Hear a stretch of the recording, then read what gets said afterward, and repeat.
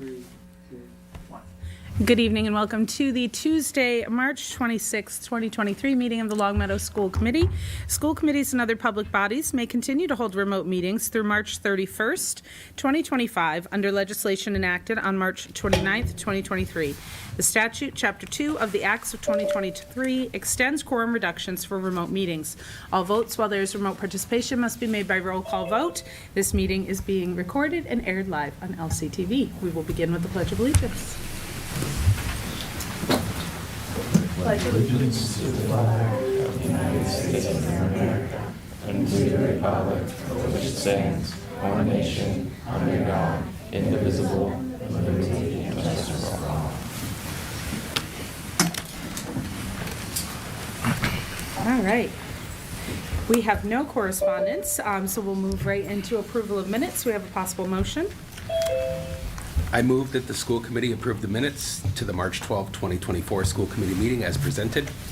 We have a motion. Do we have a second? Second. Thank you. Any discussion? Seeing none, we'll move to a vote. Zach? Yes. Jamie? Yes. Michaela?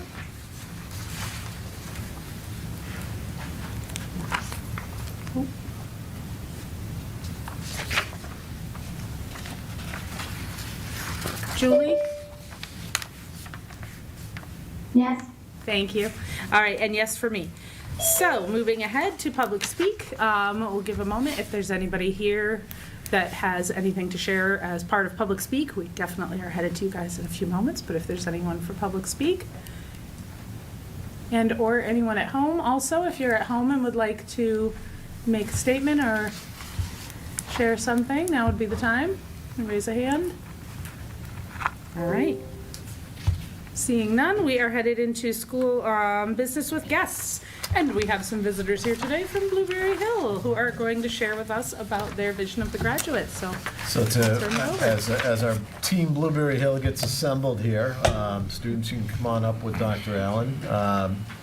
As part of for the folks that are assembled with us here, for the parents and caregivers and special adults in our children's lives, we periodically, the school committee hosts students who present on our vision of the graduate and all the various ways that we try to help students meet the competencies associated with our vision of the graduate. And so to our elementary school students, to our Blueberry Hill students, in many ways you're working on some of the same skills that our high schoolers are working on. And so that's what we're here to demonstrate tonight. And if we could, I'll turn it over to Dr. Allen, the principal of Blueberry Hill. So welcome, Blueberry Hill. Well, thank you. So we have 6 students from Blueberry Hill tonight, and they're going to be providing some examples of learning behaviors related to the vision of the graduate. So we have every grade represented, and we're going to start with our 5th grade. Representing 5th grade is Leo Diamond. Hello. So, for my first learning behavior, I'm going to be doing demonstrates perseverance. And so one time I was taking a test and there was a problem I was stuck on.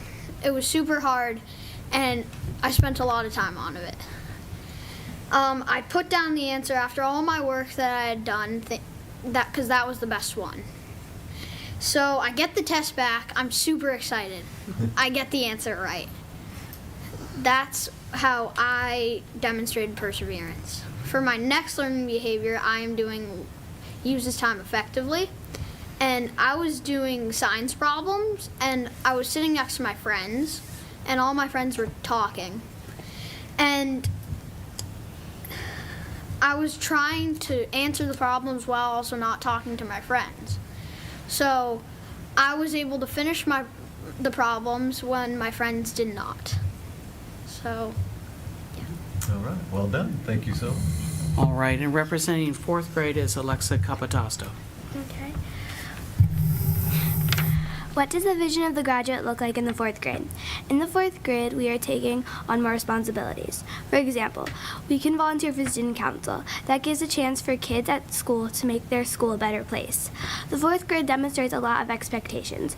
For example, we do group projects like trying to turn on a light bulb on with some batteries and some wires. In this project, everyone is cooperating and engaged. And in specials, during mileage and recess, we don't goof off and put our hands on each other, make bad choices, or hurt others' feelings. For example, if someone put their hands on me, that is not what is expected in the 4th grade or Blueberry Hill School. That would be an example of not having self-control. Instead, we try to do all the opposite of those things because they could lead to bad situations.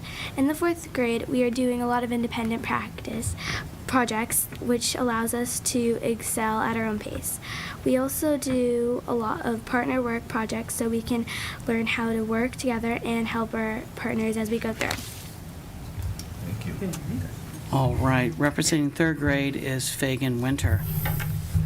The first learning behavior I was talking about is using time effectively. Every Friday, 3rd grade takes a multiplication test. We have to take it in under 40 seconds. We get the whole week to study. One time, I didn't study, and it took me 60 seconds to finish the test. I wasn't using my time effectively. The next week, I studied for a lot longer and a longer amount of time, and I passed my test in 20 seconds. I was using my time effectively. The next learning behavior I'll be talking about is demonstrating lots of responsibility for behavior. One day we were doing a partner project, and I got partnered with one of my good friends. It was hard not to start talking about other things, but I really tried just to stay on track. And then I told her that we just need to talk about the work that we were doing. We did that, and that worked out. We got the work done. Wonderful. Thank you.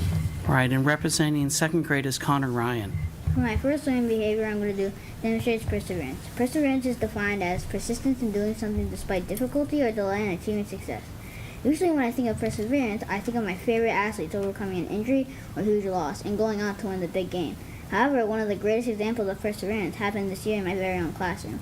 My class demonstrated perseverance when we were raising money for the St. Jude Hospital fundraiser. Since the class that raised the most money would win a big prize, we knew we had to work hard. Since we were only a 2nd grade class and other students kept telling us their class would win, we were a bit intimidated. Instead of letting the intimidation get to us, my class worked even harder to raise money for St. Jude by hosting extra bake sales, asking for extra donations, and put forth our best effort even though we weren't sure if we would win. Our joint efforts and perseverance paid off because our 2nd grade class raised the most money and won the big prize. And for my second learning behavior, I'm going to do follows classroom routines and expectations. I'm going to say the morning. So you come into school, you unpack your stuff, and you put all your stuff in your desk, and then you put your backpack back in your locker. And then you have morning work to do, and then when the time's up, we come to the floor, we do foundations, and then we do writing, and then we go to wind block, and then wind block is any unfinished work. And then we go out for recess. Thank you. Excellent. Okay, and representing 1st grade is Sophia Vinchevsky. So for my first one, I did demonstrates responsibility for behavior.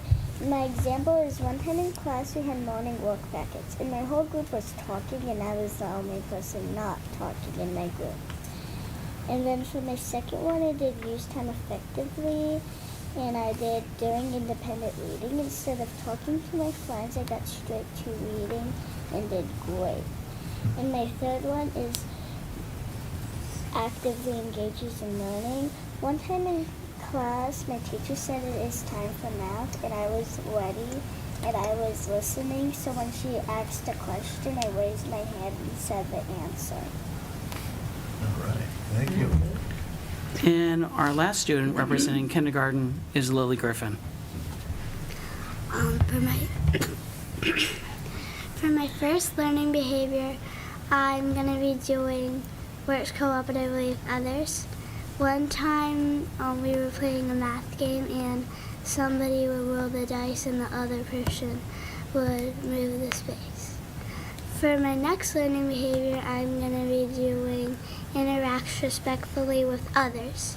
For interact respectfully with others is one time we were playing a math game and somebody was to one of my good friends, they were saying like they were like taunting my good friends like that because they won, and I didn't want them to taunt one of my good friends, so I said, stop, that's not nice to do, in a nice way, and they stopped. For my third learning behavior, I'm going to be doing advocates for self. One time, my teacher was explaining the rules of a math game. And I needed to go to the bathroom, and I tried to wait, but I still needed to go. And I went, and the time that I was done, my teacher was done explaining the rules of the math game. So I raised my hand and asked her, what should I do, and she told me. All right. Thank you so much. That was excellent, everybody.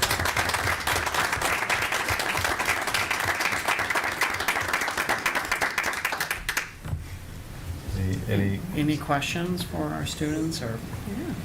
Anything anyone wants to jump in with? I can Yes, jump in. go I don't for have it. questions, but you were all pretty amazing. I'm pretty sure I couldn't have got up in front of everybody and done that as well as you did.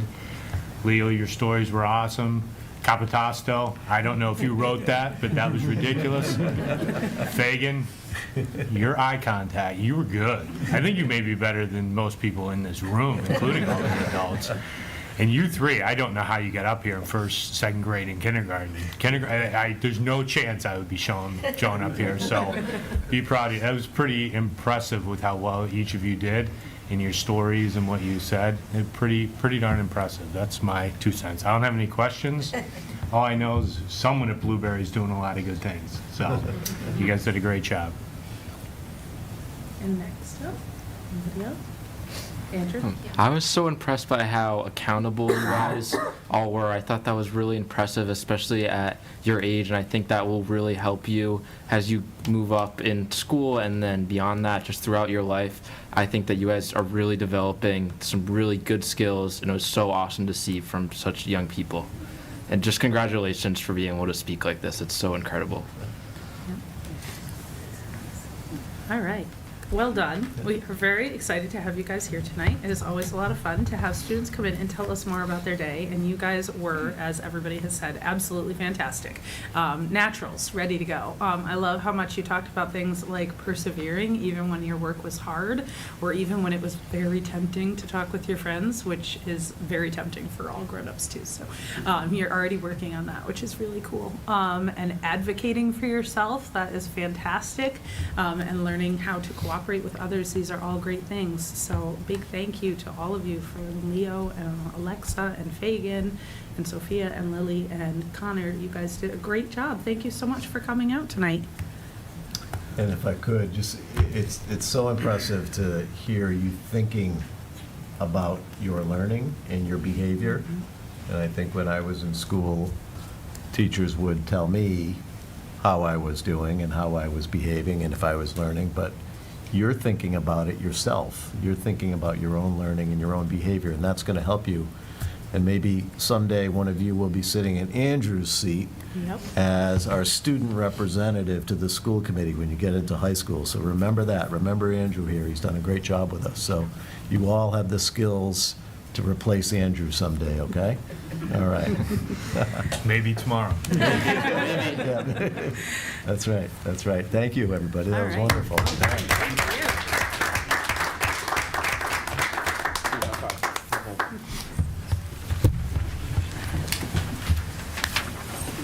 Thank you so much to all the grown-ups for coming out tonight too. Nice to see everybody. Thank you. All right, we are headed into other reports. School committee chair report, I don't have much to say other than just a reminder that tomorrow night is our community visioning workshop. This will be an opportunity for members of the community to come out and engage a little bit more in the process related to the middle school building project. A chance to discuss some of the possibilities, some of the educational planning and prospective ideas, and just a chance for the team to hear from the community about what the priorities are going into this project. It will be here in this building in the BCC from 7 to 8:30. So if you are able to be here, that would be excellent. There was an email that came out from Dr. O'Shea earlier that has a sign-up link, so if you're able to check that out and come on out tomorrow night. And then otherwise, a big thank you to our middle and elementary schools for successful conferences and evenings again. And that is all for me tonight. I'll turn it over to you, Dr. O'Shea. Certainly. Just to build on the building project, I appreciate you mentioning the visioning session tomorrow night. We have right now about 45 community members signed up to attend, and so that's a great number. It'll give us some focus groups to work with the design team on the vision for education for our middle school students, and so that's super exciting.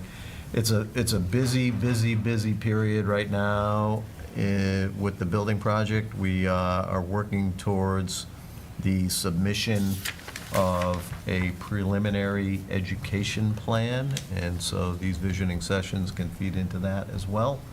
But that ed plan really will be the basis of a lot of the design work going forward.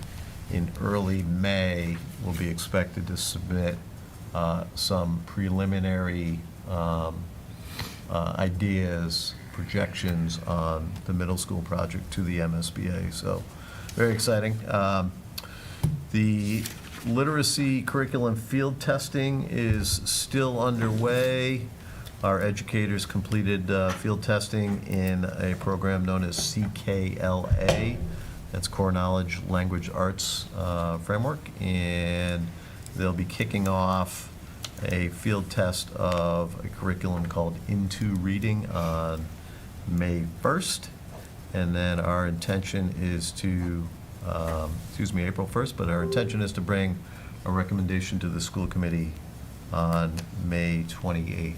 So appreciate all the work of that our educators are doing associated with that field testing. It's intensive work, but they seem to be very excited about the possibilities in front of us.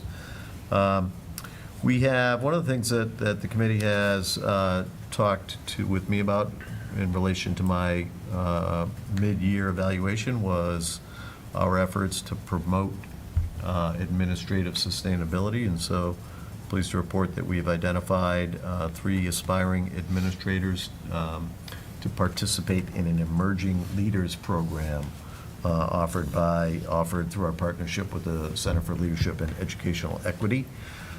SEL implementation is underway. We have classrooms that will be piloting the Yale ruler lessons in the weeks ahead. A couple of important community engagement events coming up. April 2nd, we will welcome Scott Driscoll. He's a retired law enforcement person, an author, and a CEO of Internet Safety Concepts, and Scott will talk with staff and students and parents about how to stay safe online. Should be very, very informative. And then on May 2nd, community members are invited to a session called Creating Affirming Spaces in Our Schools. It'll be a panel-led discussion that focuses on addressing anti-Semitism in our schools. And to complement that, wanted to note that our middle schools are initiating a membership in an ADL program called No Place for Hate.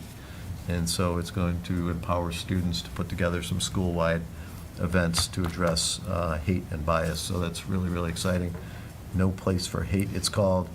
And then, as we'll hear shortly from our special education director, Nicole Paris-Crowe, who has been organizing some extensive trainings for educators, administrators, and service providers on the new IEP form that I'm sure Nicole will address later on in the agenda. So lots going on, and happy to answer any questions you might have on any of those items. Any questions from anyone? All right. All right. Seeing none, I think we're headed into other administrative reports, and that will be our Director of Special Education, Nicole Paris-Crowe. Come on in. Come right up.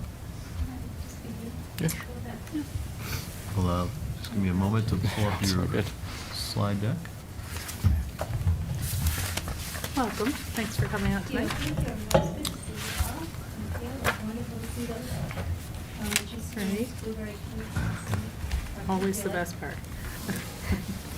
So annually, at least, we welcome Director of Special Education to the school committee to provide an update and answer any questions that you might have. And so Nicole was kind enough to pull together a slide deck for us, and I will pull that up on the laptop now and share the screen.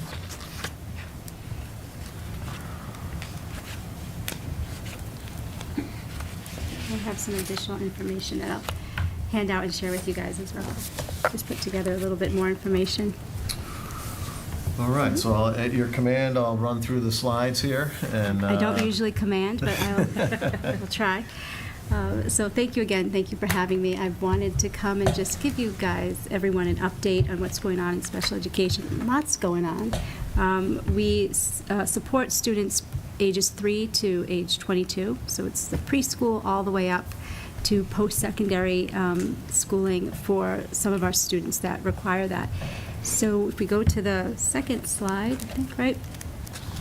This is just a breakdown of some of our guiding principles. So there's a lot of language there, a lot of information, but I'm just going to hit the highlights for you, and I kind of highlighted that in this slide. So the guiding principles of special education through Longmeadow Public Schools and through my office is equitable access for all students, and that can be done through the multi-tiered support system. So ensuring that all students have the supports that they need in order to access school. And specifically those students that are special education students or have been identified as special education students, that they have equitable access to the content, to the curriculum, to the classroom, to the lunchroom, to the playground, things like that. The same access as their peers. And through the multi-tiered system of support, we want to make sure that we're supporting students not just academically, but social, emotionally, and behaviorally, so that full wraparound supports of services in the least restrictive environment. So that's, the golden rule. We always want to support students in the least restrictive environment first. Start there, which is generally the general education classroom with their peers. And then I have an overview of the special education programs and programming for Longmeadow Public Schools. It's a continuum of services. I think you have that in your packet, but what you'll see here is, again, we start in the general education setting, so that orangish sort of color would be the gen ed setting with no special education supports, and then that goldish sort of goldenrod color represents students requiring tiered support, still general education support, but maybe through the multi-tiered MTSS system, or they may get some inclusion special education support, but still their primary location is gen ed. And then when you get into that sort of awful green color, right, it's not the best green probably, is where you'll see some of the pull-out services that students might get. So you'll have students might get pulled out for specialized reading instruction with a special ed teacher, or they may get some OT, occupational therapy, or physical therapy outside of the classroom. So that's where some of those pull-out services generally happen. And then that bluish color is representing the students that might be participating in a sub-separate program and would have very thoughtful, intentional inclusion, such as music, art, lunch, technology, library, things like that. And then that pointy sort of other bluish color in the continuum of services represents students that would be participating in a private or public day school experience, so out of the district, or residential. So that's the continuum of services. When you think of special education, it sort of starts at that top layer of all inclusion, general education, and then works its way down dependent upon students' needs. And I'll note that Services that they require. this sort of detailed document is in your packet, and so that provides some descriptions of some of the specific programs at some of the specific schools. Yeah, so each school has programs or inclusions, and that document goes into a lot more detail than you may want or need, but please review it at whatever you have time, and feel free to reach out with questions. I'd be happy to answer them. We go to the next slide. This is an overview of academic services and supports for students. So taking out some of that extraneous or very specific language and giving you an overview if ever you're in an IEP meeting, or as a general education teacher you're participating in an IEP meeting, or you are participating in your child's IEP meeting. You may hear phrases like service goals and service delivery and service of location. And this is just a quick breakdown of what that might represent. So when we're talking about service goals, we're talking about how best to provide support to students so they can access the general curriculum, or so that they can increase their independence and learning, or so that they can experience academic growth aligned to their non-disabled peers. And then service delivery is how often and where that service happens. And service location, usually speaking about Longmeadow Public Schools when we're talking about service location. Related services, you may have heard this phrase over the years, either in meetings or when my predecessor, Jean Fontaine, was here sharing information with all of you. Related services are services provided to support students in accessing or successfully accessing the general curriculum, general education setting, or school in general.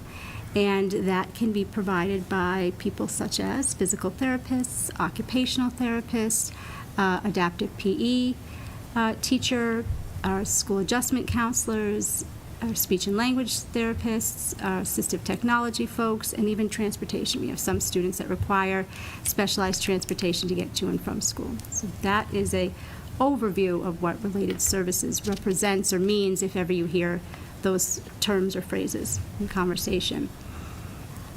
This slide here represents student enrollment. So the Department of Education has us collect information on student enrollment certain times of the school year. So October 1st, for example, is the first time in the school year we would be collecting that information. So they look at the total enrollment of the school district, and then the number of students with disabilities. So this is just a trajectory from 2019, where we were at with total enrollment and students, a number of students with disabilities, all the way to this past October in 2023. So you see our total enrollment has fluctuated a bit, right? It's currently down from last year, but not by much.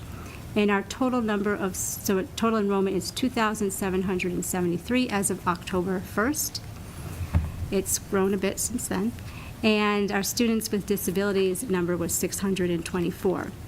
So that number represents not only students on IEPs, but also students on 504s as well, because my office supports both students on IEPs and students on 504s. It just gives you sort of an overview.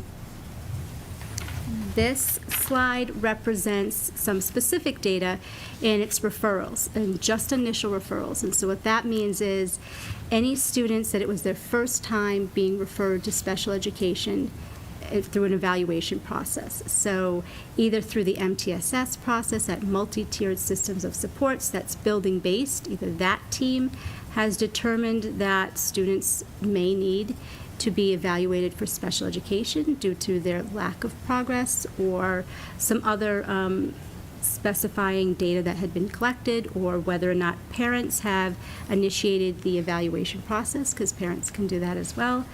This slide represents those initials, so the first time they've ever been tested, so not the reevaluations that happen every 3 years, but just that first time out.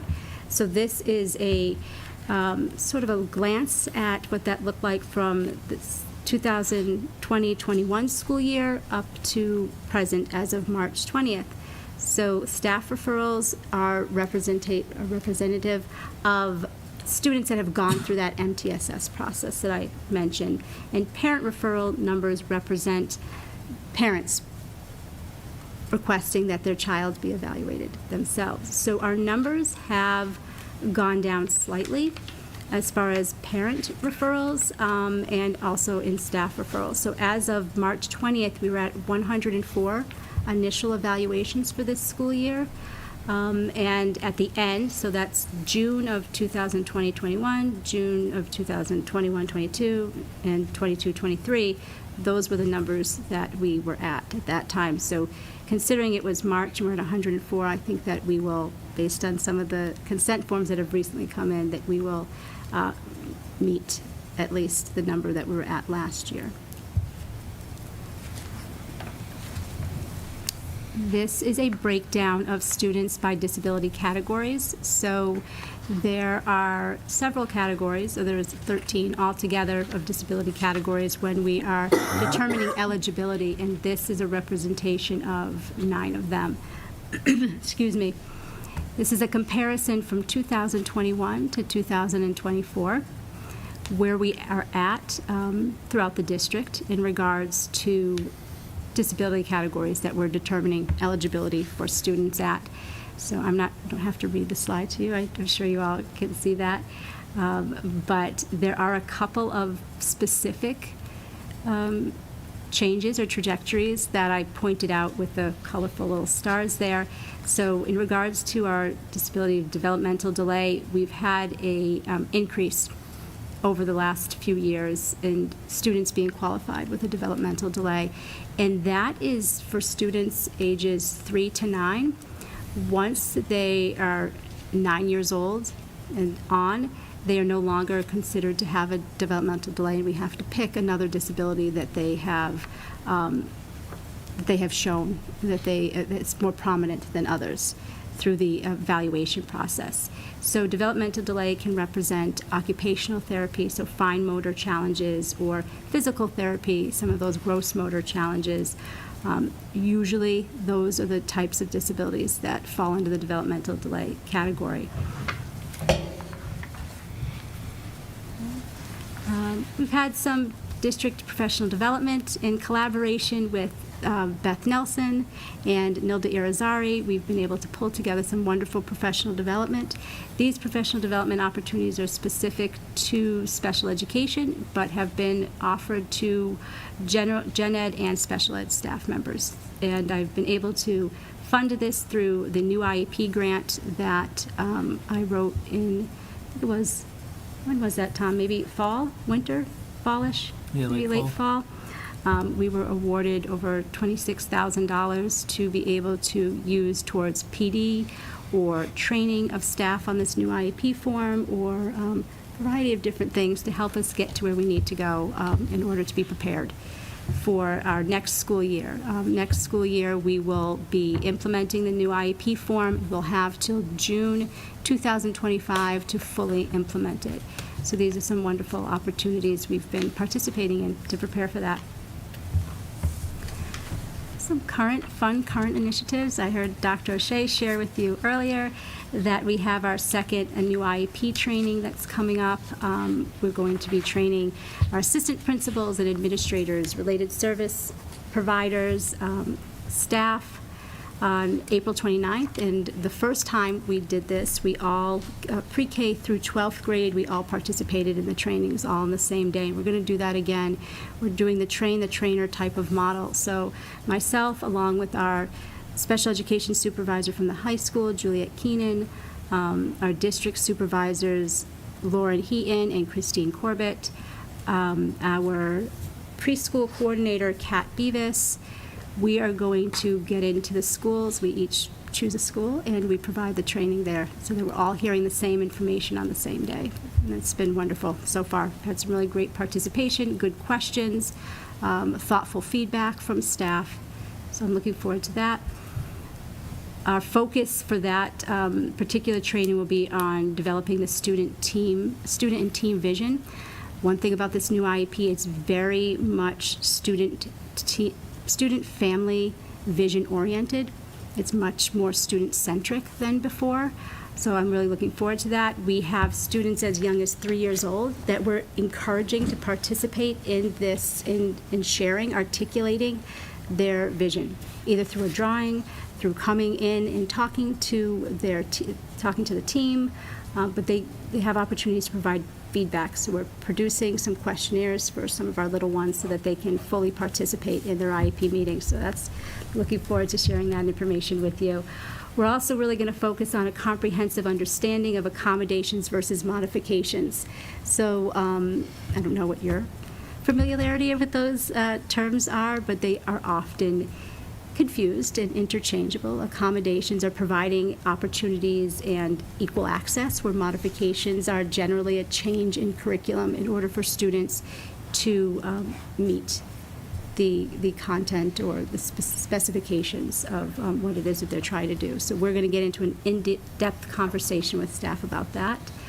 We've got some fun SEAL things coming up. On April 10th, we have our very own Longmeadow Public Schools social workers are going to chat with our SEAL folks on anxiety, and specifically on how that affects students' abilities to access school refusal, and their anxieties on being able to stay in school, public speaking, and just how our school adjustment counselors and social workers support students with strategies and thoughtful conversations and referrals for mental health supports when necessary.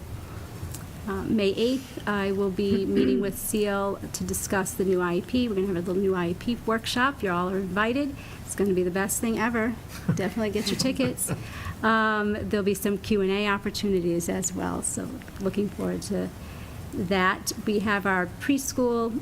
Earlier this month, our preschool coordinator, Kat Beavis, and her team held a preschool screening for incoming 3-year-olds.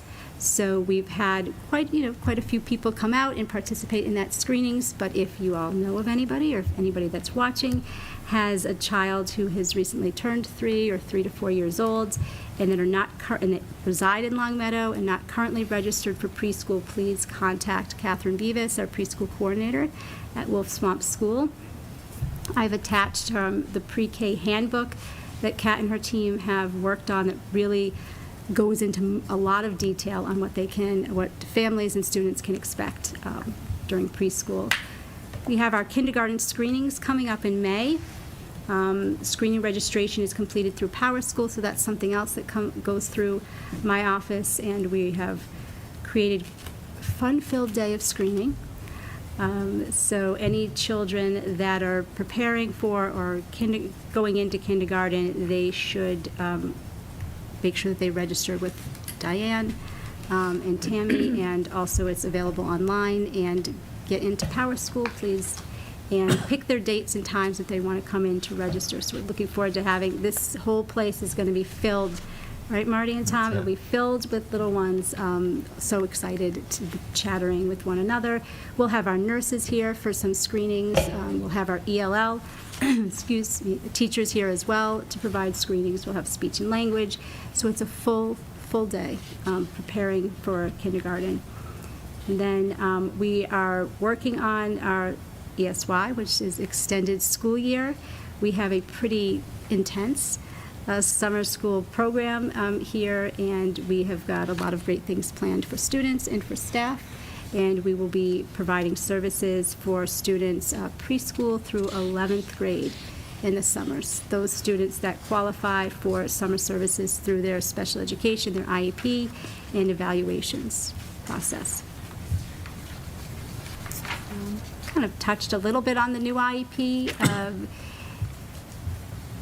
The goals of this new IEP is to really have the family and student voice at the forefront of the document, have it be less about a document and more about a conversation, having students be able to share what works and what doesn't, talk about their goals for themselves, whether it be for the next year, 5 years, after high school.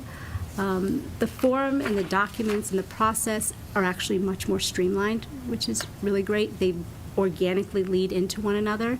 So I'll share more information with all of you next time around. I know it's a lot of information to hear. The focus continues to be least restrictive environment, and it's a very integrated, thoughtful transition planning from high school to secondary. So it's really embedded throughout the whole IEP.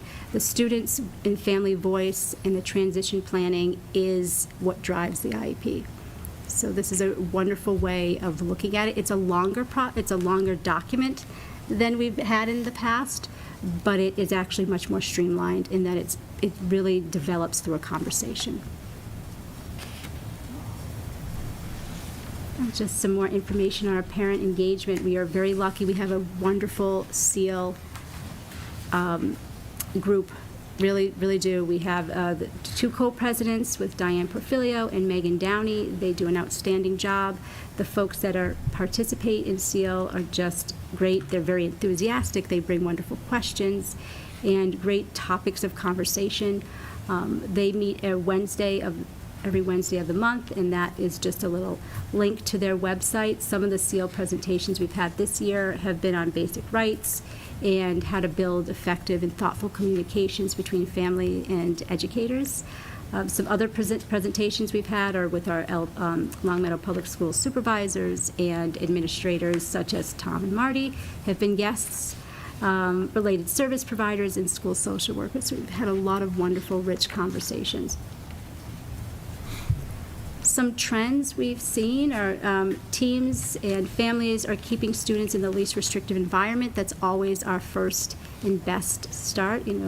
All of our special education students are general education students first, who receive special ed supplementary services. We see students with autism and significant mental health needs are our highest rate of out-of-placement students.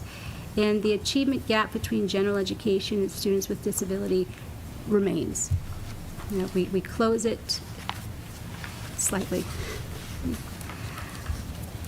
Some next steps and future plans. We'd like to explore expanding district programming at the elementary and middle and high school levels.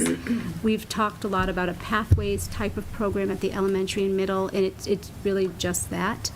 Providing students the opportunity to access parts of programs. For example, they may not be in a program all the time, but they may need aspects of it. We've had students over the years that have had a hybrid type of programming, or we've built programming around students, and we should really expand our flexibility in creating flexible programs for students to access when and if they need it. We are thoughtful about expanding our high school life skills program. We want students in our life skills program, so that's at the high school, to participate in more internship opportunities. So these are some of our kids that will be with us till they're age 22. And we're working with the high school, Erin Corbett specifically, who heads up our internship program, and Kate Mard, who is our life skills teacher, have been working diligently on exploring additional internship opportunities for all of our students to access. So even our students that are nonverbal and use augmentative communication devices, we've found some really wonderful internship opportunities for them.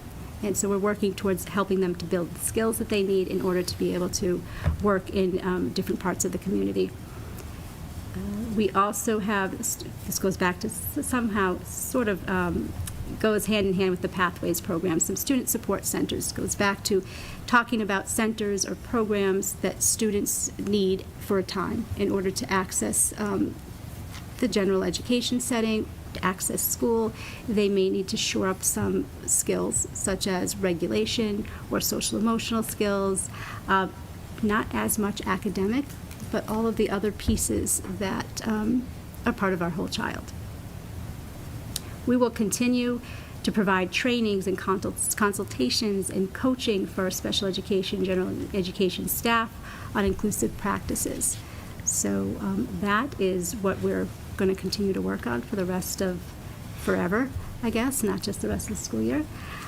We have some additional resources for you all to access whenever you have a free moment. I'm not sure if you do, but when you do, you might want to click on one of these, a couple of these links. So that first link is an interactive guide through the referral, evaluation, and eligibility determination process. It's actually really cool. You kind of click on the different aspects of the eligibility or determination or evaluation guide, and it brings you to different pathways and different questions and some thoughtfulness through that process.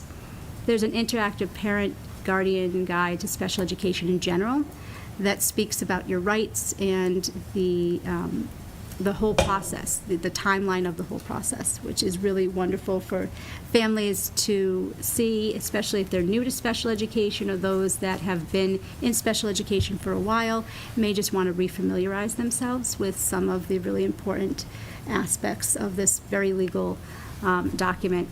And then the parent's notice of procedural safeguards also goes into a lot more detail about what your rights are as a parent, whether you're a special education student or a 504 student. But just it's really important for you to understand timelines and your rights to request certain services or evaluations and when you would do that within a certain time frame. And then just the last, the last link is the special education process under the IDEA. This is a basic, very simple explanation of, takes you from you think that your child might need an evaluation all the way down to, okay, so now they've been evaluated and determined to require special education services. What does that mean now? So just a very quick, simplistic overview of that. I'm going to click on the second link there, Please. just to give you an idea of some of the resources that the Department of Elementary and Secondary Education has pulled together. Over the years, sometimes we grouse about what DESE sends across the pike to us, but they've really put together some really accessible, user-friendly sites for parents. And just to give you some idea, clicking on what is special education, and it's very accessible, very easy to read. Principles associated with special education, a lot of accessible graphics to help staff and community members and parents understand all the rights and responsibilities associated with special education. So it's really worth poking around if you haven't had that opportunity. So,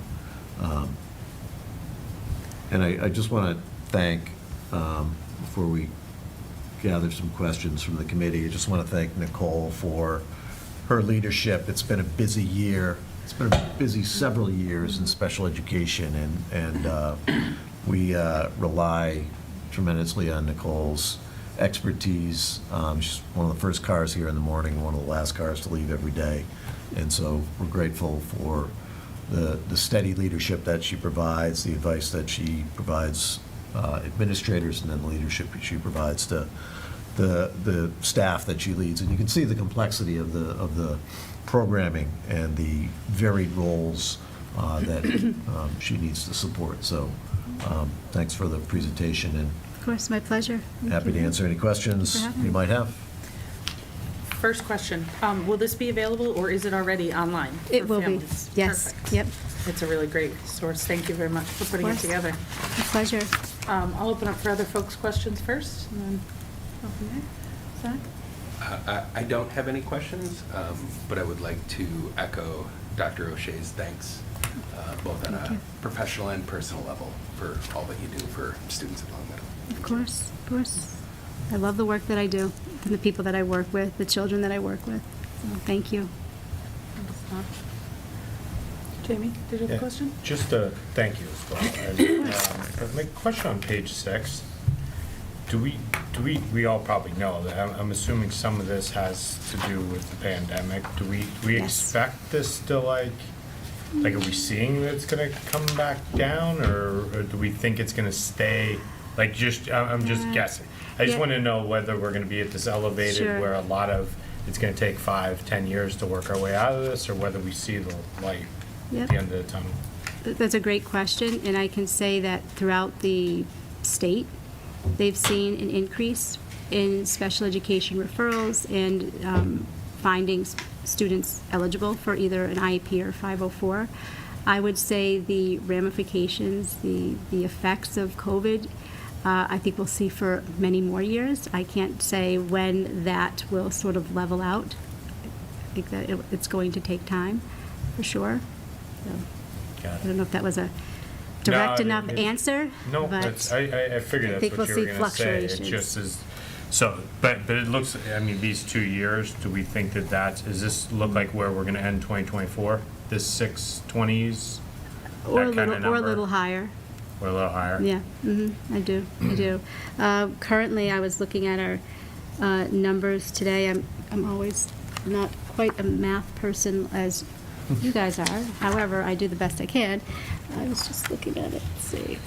Well, while Nicole's looking for it, I think you hit a key issue for us, Jamie, and it really is tied into the discussion you just had and sort of the lingering effects of the pandemic. And then you can see the referral rates in the 21-22, 22-23 school year.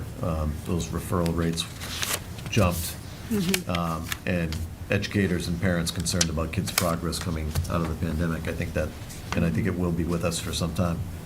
I think that what it suggests to most of us is the importance of making those investments in Tier 1 regular education and sort of making sure we have the interventions in place, both academically and social emotionally, so that we can support kids in a general setting as much as possible. And I think tightening up MTSS practices and making sure that we're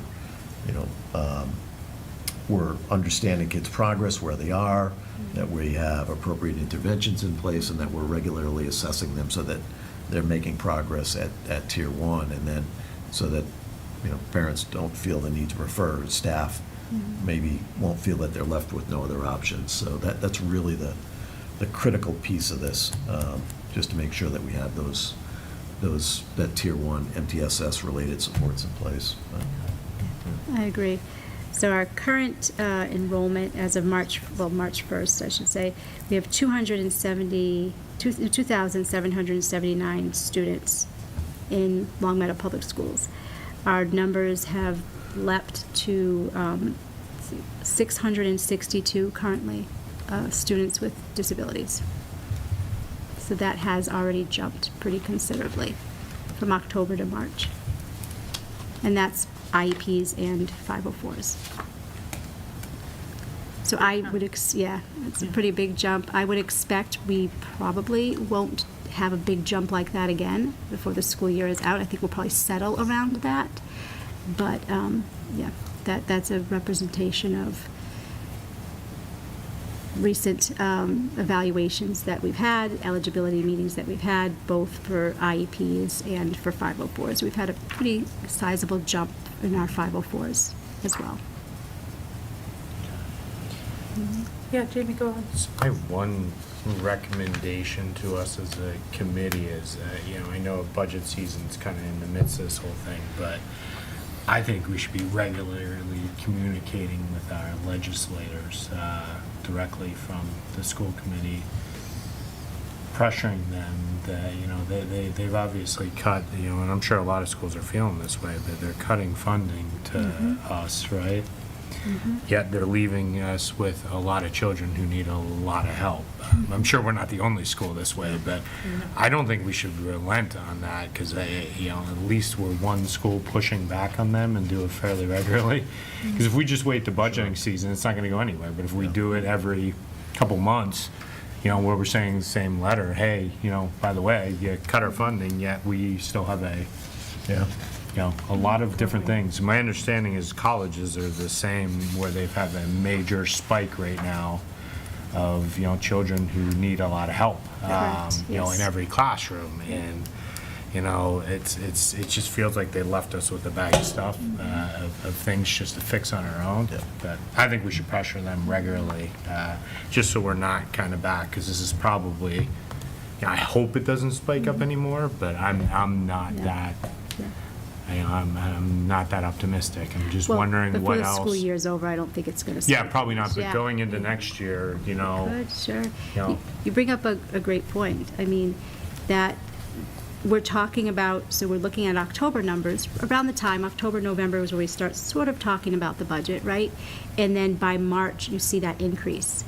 And it's hard to capture, everything that we're going to need when we're looking at October and November's numbers, what it's going to look like in March, April, and May. So when we're making our proposals for staffing or programming, we're doing the best we can based on the information that we have.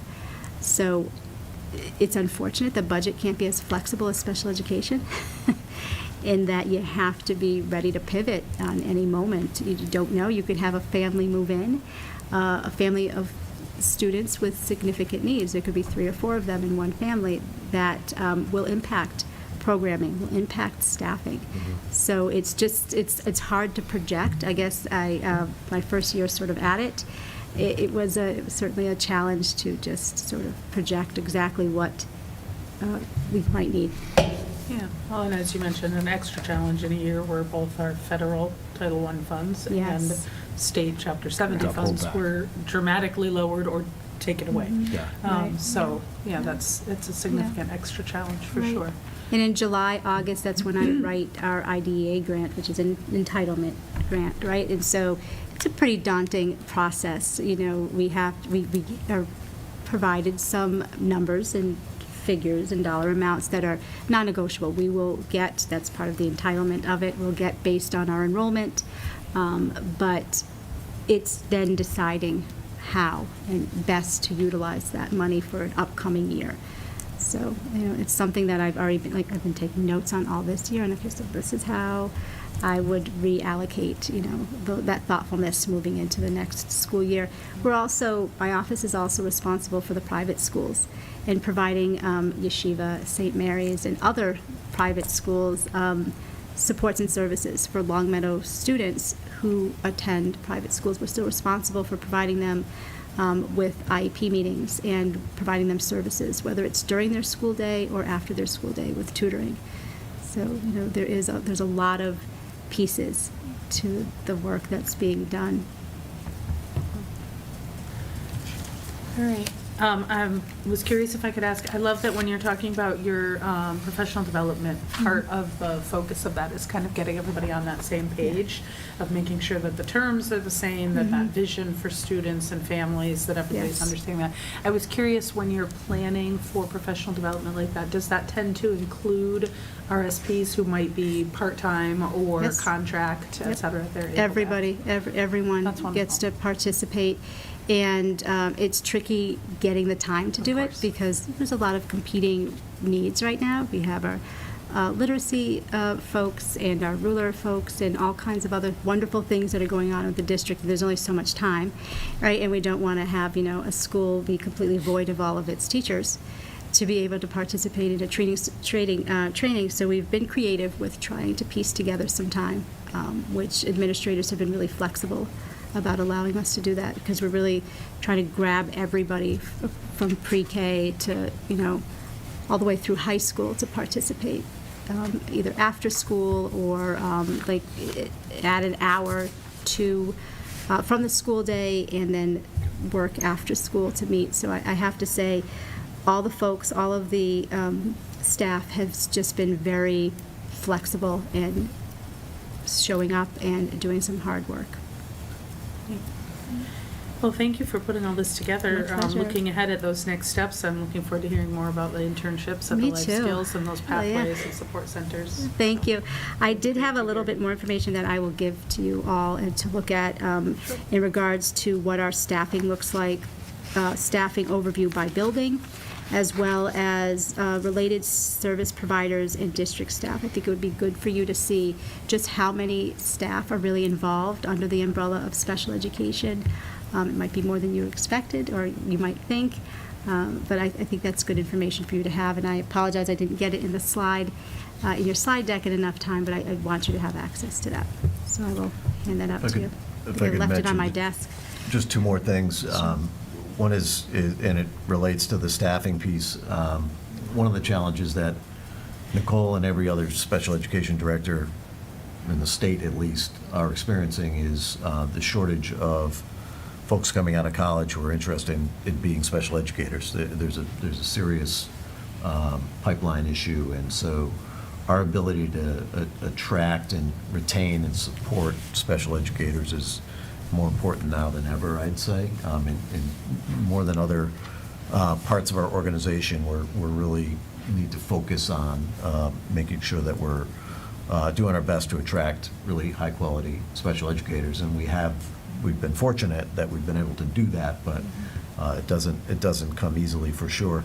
The other thing I wanted to note, and I tie it in with the Blueberry Hill presentation earlier, and you saw evidence of young students being able to reflect on their own progress and their own learning. And that's really tied into this new IEP model, which, you know, encourages student voice and encourages students to be part of the process. And it's another way to give kids opportunities to reflect on their learning and growth. So I thought an interesting bookends there, the Blueberry Hill presentation and then this new IEP form. They sort of fit together.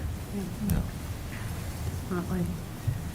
Other thoughts or questions?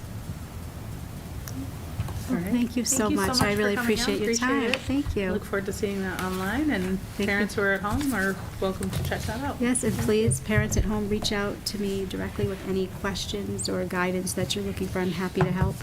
Wonderful. Thank you so all. much. Thank you. Thank you. Thank you. Thank you. All right. Next up is our student representative report. Yes. Andrew, you're up. So just a quick reminder that quarter 3 ends on Thursday and Q4 starts on Monday. And then just a huge thank you to everyone from across the community who came out to the LHS school play, the senior class play for High School Musical. I ran the ticket sales, I helped with ticket sales on Thursday and Friday night, and I know that they raised like $2,500 just in ticket sales on Friday night. So huge thank you to everybody who came out and also all the sponsors who sponsored the event. And then also just a quick reminder, the LHS Class 2025 will hold the Little Lancer events on this Thursday, March 28th, for 5th graders for a night of games. I know I said in my last report that it was $10, but it's actually by donation. So just for any parents watching. And then just good luck to all of our spring sports athletes as they start their matches, games, and meets. Yeah. All Thank right, you. Wonderful. I'm going to add in on what you said about the senior play. I realize I have a senior, but also just, as we saw it all 3 times, it was fantastically fun. And I think my favorite part about it was how many people in the community came out to Yeah, watch definitely. this over all 3 shows, and just that feeling of support for all of the kids and all of the work they had put in, and all of their friends coming out to Yeah, see exactly. them, and just a really excellent experience. So thank you for all the work you guys put in there. Thanks. Well done. All right, other reports. LPVEC has a meeting coming up. Nothing from Energy and Sustainability tonight. Michaela, did you have anything from SEAL? Nicole did a great job talking about SEAL in her presentation. It's really a great organization to hear from so many people in the district, and that can be a resource, and also to connect with parents. And so like she said, there's an upcoming meeting on April 10th about anxiety, and then a really important meeting on May 8th about the new IEP, that really every parent of a student who is on an IEP should try to get information and resources about the new IEP. All right, wonderful. Thank you. Not quite Vernal, sorry. All right, Middle School Building Committee, other than the community visioning tomorrow, do we have anything else on that? That's it, No, working on the right? development of the ed plan, and we'll be hosting the design team tomorrow at Glenbrook and Williams. The team of consultants and engineers will tour the building, and then the design team will also be observing classes and interviewing our educators. So very busy couple of days at Glenbrook and Williams coming up. All right, wonderful. Subcommittee reports. I think our first one up is naming subcommittee. Zach, can I turn that over to you? Certainly can. The naming subcommittee met on Monday, March 18th. We had an excellent discussion, ultimately voted not to recommend that the application move forward. And since the naming subcommittee is not scheduled to reconvene, we would entertain a motion to approve the minutes from that meeting. All right, I will entertain that motion. I move that the school committee approve the minutes to the March 18th, 2024 naming subcommittee meeting as presented. We have a motion. Do we have a second? Second. Thank you. Any discussion? Thank you to the naming subcommittee for your work. Seeing no discussion, we'll move to a vote. Zach? Yes. Jamie? Yes. Michaela? Yes. Julie? Yes. And yes for me as well. We move on to ongoing business and our Student Opportunity Act plan. I'll turn that over to you, All right. Dr. O'Shea. So this is the second meeting in a row that you've had an opportunity to take a look at the Student Opportunity Act plan.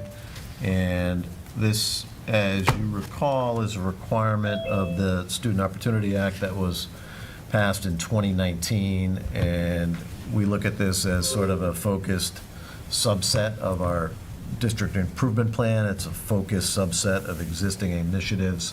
The idea is to articulate how we would use Chapter 70 money towards evidence-based programs to improve student outcomes, with some specific focuses on English language learners and special education students and low-income students. So this requires a vote of the school committee prior to April 1st.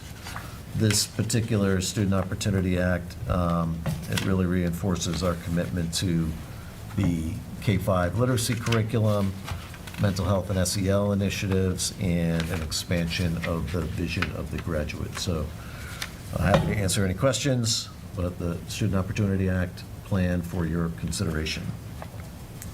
Any questions related to this? Just say a thank you to Dr. Nelson also for the work she put in. It is very easy reading through this to see all of the things that have been a part of the conversations at school committee meetings and in a variety of other community avenues over the last few years. The district improvement plans and the vision of the graduate and everything shine through, so very well done on that. Seeing no questions, I will entertain a motion. I move on the recommendation of the superintendent that the school committee approve the 2024 Student Opportunity Act plan as presented. We have a motion, do we have a second? Second. Thank you. Any discussion? Seeing none, we'll move to a vote. Zach? Yes. Jamie? Yes. Michaela? Yes. Julie? Yes. And yes for me as well. Thank you again. All right, we are moving into new business. We have a gift for the school. Mr. Mazza, is that you taking that one, or? I can field it unless you'd rather. Go right ahead. So it's, per your policy, a requirement that we bring forward any gifts that we receive that would become the property of the school district. And so two for your consideration tonight. One is a gift of $700 from the LHS Parent Advisory Council. And the other is a gift from the Community Foundation. This is a donation that comes to Long Meadow Public Schools periodically every few years. It's a donation from the Community Foundation to Long Meadow Public Schools in the amount of $500, and it is expected to be directed towards teacher training. So those two gifts for your consideration tonight. All right, any questions or discussion on those? All right. Good. Seeing none, we'll entertain a motion. Yep, I move that the school committee accept with genuine appreciation the gifts to Long Meadow Public Schools as presented on the document dated March 26, 2024. Thank you. We have a motion. Do we have a second? Second. Any further discussion? Seeing none, we'll move to a vote. Zach? Yes. Jamie? Yes. Michaela? Julie? Yes. And yes for me as well. Thank you to the Long Meadow High School Parent Advisory Committee and the Community Foundation for these gifts. We are moving on to building use requests. We have a few different building use requests. They are all part of your packet. Anything to add to them and or any feedback on them before we? Just one correction. The request from the dance company, the submission they gave us said Sunday, June 1st, but June 1st is a Saturday, so the correct date is Sunday, June 2nd. Gotcha. So just a clarification on the date. But Thank you. otherwise, no concerns with the request. All right. Any questions about any of these requests? But these are different from the ones from these are just other dance? These are additional approvals for different dance companies than the ones that were approved at our previous Consent agenda meeting. last, okay. Correct. A lot of dance ones Wow. this season, yeah. Any other questions? All right, note the change to date, and I will Yep. entertain a motion for the first one. I move that the school committee approve the building use request from the dance company for use of the Long Meadow High School on June 2nd, 2024, as indicated on the request form dated March 15th, 2024. We have a motion, do we have a second? Second. Any discussion? Seeing none, we'll move to a vote. Zach? Yes. Jamie? Yes. Julie? Yes. Michaela? Yes. And yes for me as well. Next up. Nothing to add on that one? You good? No changes? No changes. Okay. I move that the school committee approve the building use requests from Youthful Expressions for the use of the Long Meadow High School on June 29th, 30th, 2024, as indicated on the request form dated February 13th, 2024. We have a motion, do we have a second? Second. Thank you. Any discussion? Seeing none, we'll move to a vote. Zach? Yes. Jamie? Yes. Michaela? Yes. Julie? Yes. And yes for me as well. Next up. Satsankalpa? Satsankalpa, yes. Satsankalpa, got it. I move that the school committee approve the building use request from Satsankalpa Foundation, Inc. for use of the Long Meadow High School on May 19th, 2024, as indicated on the request form dated February 15th, 2024. Thank you. We have a motion. Do we have a second? Second. Thank you. Any discussion? Seeing none, we'll move to a vote. Zach? Yes. Jamie? Yes. Michaela? Yes. Julie? Yes. And yes for me as well. And finally, oh, nope, not finally, sorry. Two more. Natya Shastra. Not Natya Shastra. Shastra. Okay, I got it.